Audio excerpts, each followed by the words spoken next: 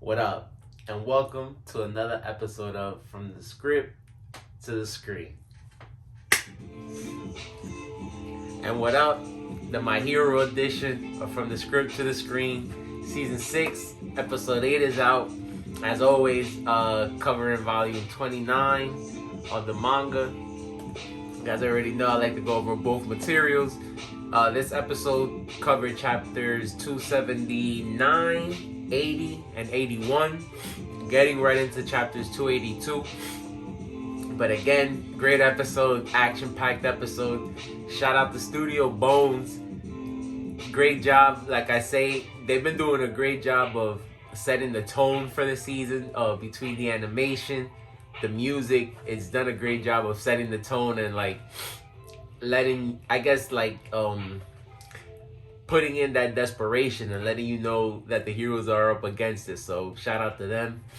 And getting into it, and like I always say, excuse me, one of my favorite moments, one of the things that I always appreciate seeing are the students going above and beyond, kind of like the theme to the show, and basically coming together to achieve a task. I always say that one thing that I appreciate about the students also is that they're kind of changing the game and the hero society, which is something that we'll get into later. And they kind of don't really worry about, of course some people do kind of try to show off more than others, but they don't really worry about who's looking better than another. They really just try to solve the problem at hand. Something that you do see from some of the other heroes, some of the older heroes that we see, but it is something that does come into play, so that's why I like to bring it up. I feel like the students are going to change the game in that factor, so shout out to the young homies. I got some of them in the back, and like I said, getting into the episode, Class 1A and 1B come together to try to slow down Makia, do something against them, and that's kind of like the majority of the episode. But like I said, we see that the students, Midnight left them with the decision of actually engaging with them or just running off, and we see that they do decide to engage.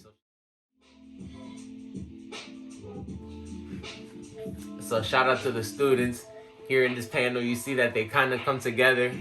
As always, shout out to the head captain, the one who comes up with the idea, Momo. She basically comes up with a plan to try to subdue him using everybody's quirks, and she came up with a sedative to try to make him ingest it so that they'll be able to put him to sleep. Because as you can see, he's hard to deal with. So like I said, throughout the majority of the episode, we see that interaction.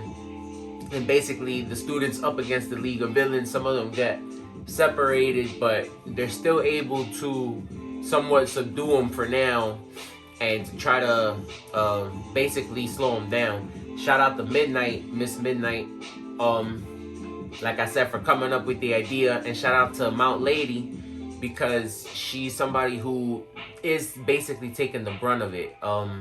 Makia is a huge dude, big problem to deal with, and her being one of the biggest heroes, she's basically like the last line of defense. So shout out to her, because throughout the episode you see that she is getting beat up. And why I say I always enjoy what the students do.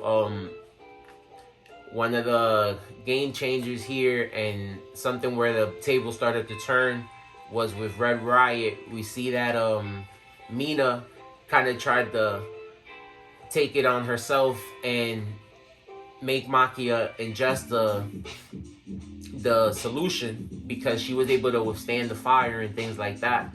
But being that she has engaged with Makia before, unbeknownst to us at the time, but her in her younger days, she did run into Makia, and that's why she has that fear of him. But shout out to Red Riot.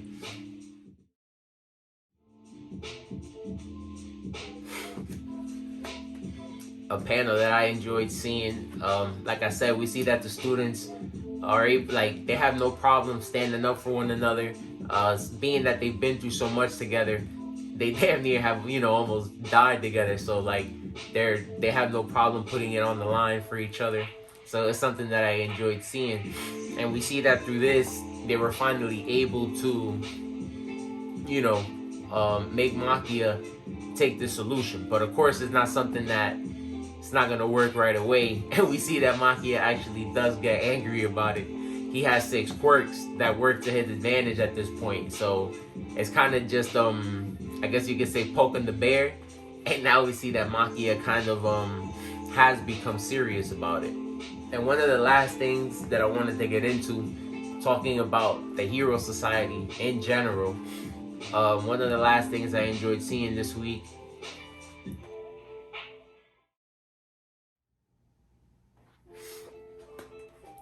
shout out to Studio Bones again, as always. Like I said, doing a great job of translating these panels to the screen. And something that I enjoyed seeing was Shigaraki, because even though we do see, like I said last time, he's basically a god at this point. He's a star, doing a good job of adapting to all his new abilities. He still has been getting beat up himself, been going through it. So like at this point, we kind of see the toll that all these things are taking on him. So that's why it was cool to see it drawn out.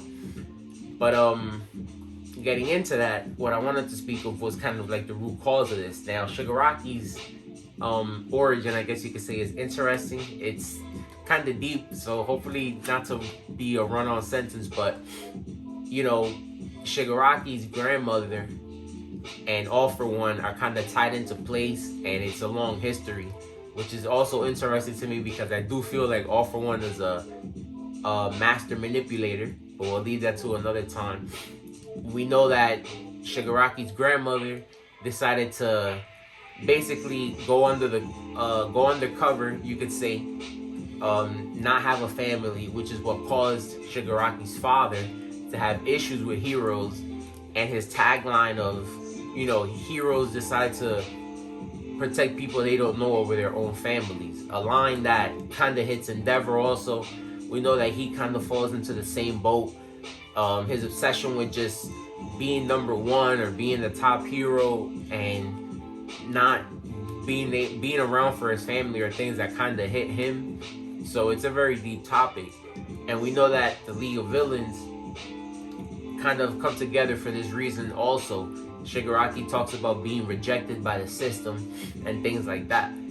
And with this, we see it because we know that unfavorable quirks or looks, people like Spinner, who are people that look like creatures, one of the UA students himself, Tentacle, are people that aren't necessarily favored by the system. So he speaks about that. He speaks about the people that are coddling or coddled by the system, you know, only depend on heroes, and the heroes that make money and profit off of that, which is something that Hero Killer Stain also talked about. So it's a lot of things coming into play, and that's kind of his drive. That's his reason, and that's why he's going as crazy as he does. But like I said, action-packed episode. We see that we are left on a cliffhanger, and I'll leave it up to y'all. You know, when you see it, I said it late, but the disclaimer as always. But next week, it's an interesting episode because, like I said, we do see that the villains still have some gas left in the tank. It's not only about the heroes doing what they want, but we'll see what happens next week.